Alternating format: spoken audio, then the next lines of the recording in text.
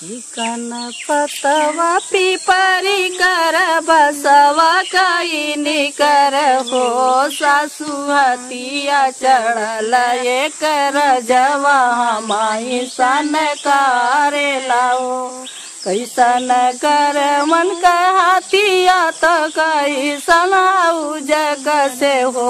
बउअर कौने बरन रजवरवा तुम्हारी सन कर लाओ करिया ही कर मन कहतिया तो करिया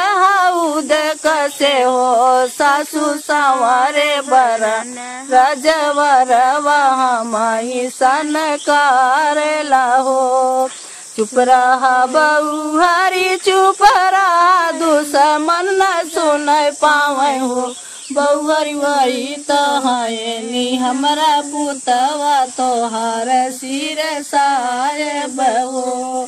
सात कोठरिया ससुर के तो छवाहू मंदिर बस हो सासु हमारी कोठरिया दियारी तो अपने साहेब बिना हो सात पतोहिया ससुर के तो छवाहू घर बसनी हो सासु हमरवा चरवा फहराने तो अपने लालन बिना हो छवहू के तेलवा लगायू भूकवना लगायू हो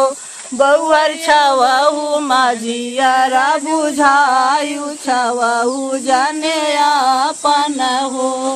केतनो में तेलवा लगाई भूकवना लगाई बई हो